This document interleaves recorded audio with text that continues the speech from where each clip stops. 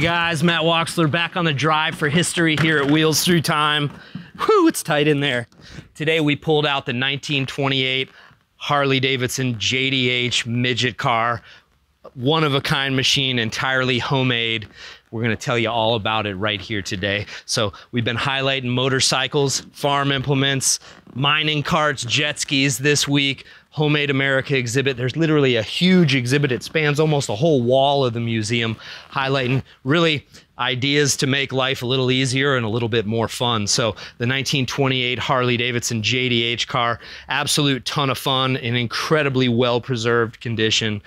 So check this thing out. Okay, as you can see, this is not your normal JDH. Right over here, of course, the power plant, and most impressively about the whole machine, this 1928 Harley-Davidson JDH setup. Now, this thing is probably still, manifold, still nice and cool. So the JDH 1928, Harley-Davidson had incredible success really through the 1920s with their twin cam or two cam racing engine, 61 cubic inch job, really racked up top honors, board tracks, dirt tracks, and hill climbing all across the country, responsible for marking down numerous national championships for Harley-Davidson's factory racing team and countless privateers. Really the choice for Harley-Davidson racers, at least the larger displacement Harley-Davidson racers, all through the 1920s. A little bit of JDH history. Now again, the racing engines, FHs, FHACs, FHADs, FHBs,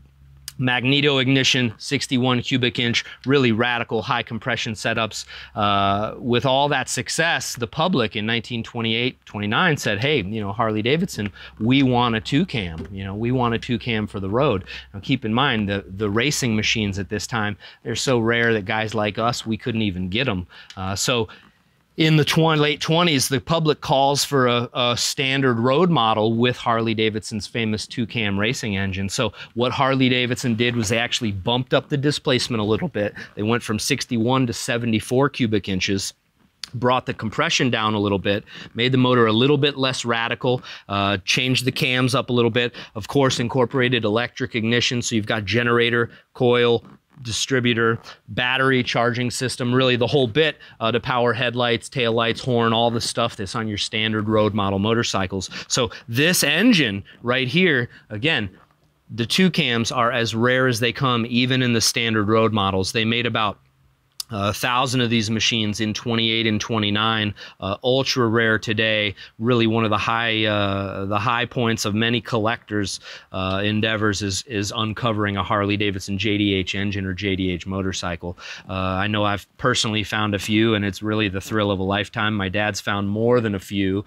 and really finding the first one is like finding the last one, and the last one like the first. The thrill never diminishes any when you find this sort of stuff. So that's motorcycles. Now imagine a Harley-Davidson JDH, super duper rare racing motor, all strapped into this incredibly well-built handmade car. It doesn't get much cooler than this. So the car itself was actually commissioned by a fella named Otto Kahn. Otto Kahn, German immigrant, railroad guy, investment banker. A lot of you guys that might have played the Monopoly game, the little bald guy with the curly Q mustache in Monopoly, that's based after Otto Kahn. It's actually based after a real person. So you're guessing the next jump I'm going to make. We actually believe that this car is the Monopoly car, and hadn't had anybody prove us wrong yet. So if you got any evidence to the contrary, bring it forward. We'd love to hear it. And if you've got any evidence backing up the claim, love to hear that even more. So the car itself is so incredible and operates so well.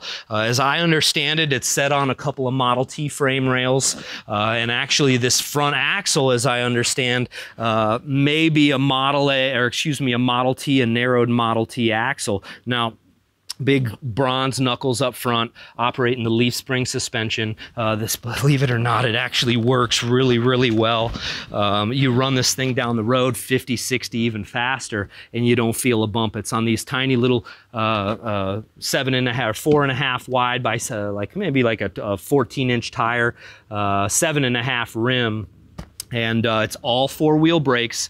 All the brakes work incredible. It starts and stops like you wouldn't believe. Now, the machine Check this out over here, Steve. Now, the way that this transmits power to the rear end, motor's way up front. Obviously, it's a rear-wheel drive car.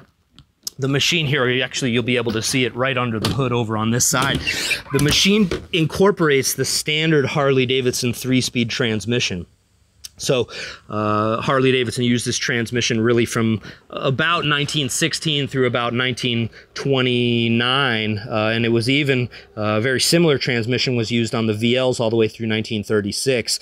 So standard 3-speed transmission. The motorcycle has pretty standard gearing. Now the way after the transmission, it doesn't run back to a straight axle. There's actually a mid-axle right here differential that runs rear chains to each wheel. So this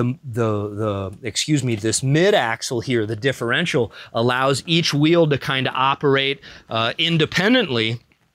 And when you go around curves, when you start and stop, this machine acts exactly like a real car, as opposed to your Harley-Davidson, you know, maybe your Survey cars based on the straight axles. They tend to pull a little bit one side or the other. Both of those wheels always want to move the same mile, or excuse me, move the same speed or the same rotations. These, you know, as you go around that right-hand turn, your right wheel is spinning slower than your left wheel. That mid-axle differential really accommodates all of that and lets it work perfectly. So fuel tank, as you see, is way back here in back. So gravity feed up to the front, or at least to the fuel pump. Now the fuel pump here, this is an auto pulse electric fuel pump. They use these on all sorts of cars. Through maybe even I think Porsches into the 1950s used this very same Auto Pulse 500 electric fuel pump. So getting fuel to the carburetor is no problem. What we've done here, this machine actually had a Schebler carburetor on it originally. DLX, I think it was a DLX 58 maybe, I think possibly the original carburetor for the Harley-Davidson DAH engine. We're rebuilding that carburetor right now, so in the meantime we've stuck on this Harley-Davidson, or excuse me, Linkert M41 carburetor, standard carburetor from, say, a Harley-Davidson VL from the 1930s, mid-1930s. Now you'll see all this belt stuff going on right around here. Some of the neatest components to this motorcycle, to this car, are actually the electric start unit up front. So what he's done is off of the engine sprocket, extended it, and he has two sets of belts here. Now this outside set of belt, the larger one with the larger pulleys, as you can see, allows the power from the electric start unit to be transferred directly to the crank. Now again, we have not messed much with this electric start unit. Have to pull the grill off, pull the starter unit, rebuild it. Should be pretty straightforward, possibly a new solenoid here, and we'll have this electric starter working no problem. Now the inside belt actually works a cooling fan over on the other side to keep this engine cool. Now of course Harley-Davidson's, but really since the beginnings, been air-cooled motorcycles. This car, in order to keep this engine cool, the grill itself kind of covers the front of that engine up. It is louvered quite a bit up front, but just doesn't provide enough cooling for this engine, so they added the cooling fan over on the other side to help really keep the temperature of the motor down. Again, this is basically a side valve racing engine, or a side valve engine, pretty much the same as a flathead engine. It has the intake up top and the exhaust down low, so technically it's not a flathead, but it is a side valve racing engine, or a side valve engine. Heat is the enemy of your side valve motors, so really the cooler you can keep this thing, the better it runs. So that's why they had incorporated the cooling fan. Now we added a slightly more modern coil. This is a coil off of a Harley-Davidson panhead. When we purchased this machine, it didn't have a coil to it. Initially, your JD and JDH coils would sit way, way back there behind that rear cylinder. I think part of the reason that they had pulled the coil out to the side here was to keep it cool. Again, heat is the enemy of a lot of these early motors. So just a really, really neat setup. Custom aluminum oil tank up here. It's nice that it's aluminum. The thing never rusts. It's been painted kind of a dirty, crusty silver.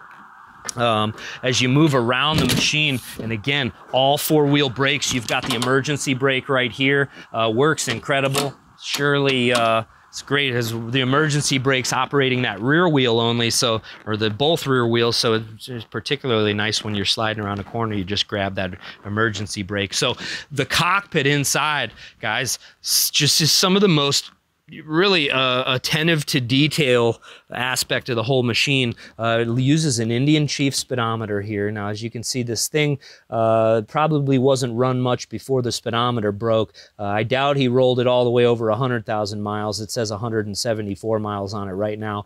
I'm sure that there are more miles on it than that. Here at the museum, we might have put 15 or 20 miles on it over the past several years. So pretty simple setup here. You've got ignition switch, and you can see your amp gauge. When you turn that ignition switch on, it goes to discharge. Right here, we've got ignition timing. Your choke is right here. So as your, now we've actually got the choke disconnected at the moment, but the choke right over on the other side operates this cable right in here.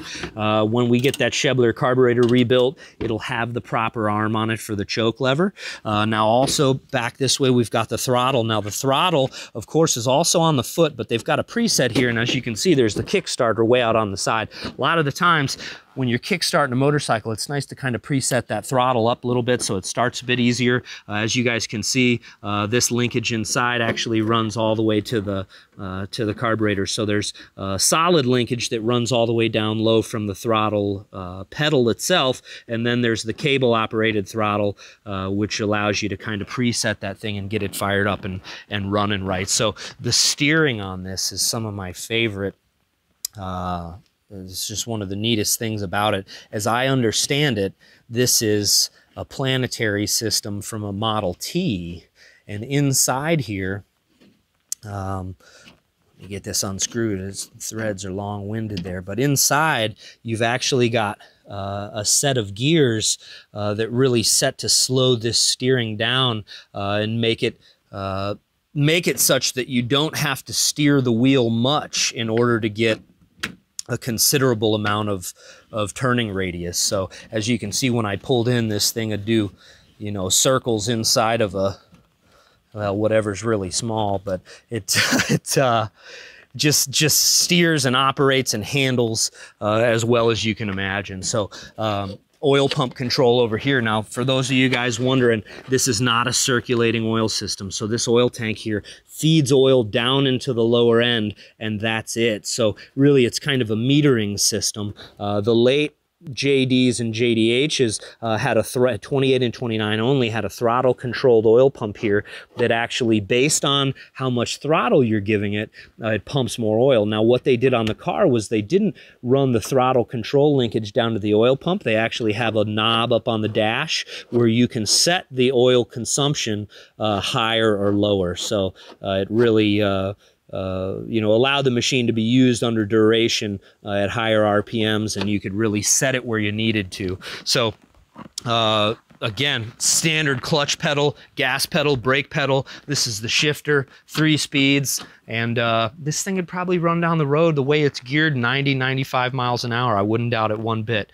With those little tires, I wouldn't think about going that fast, but we'll see what she does. We're going to fire this thing up for you again so you can hear her roar, and might even take her for another spin. Preset that throttle a little bit.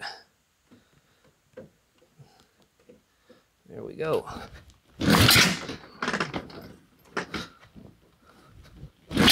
Woo. Oh, one more.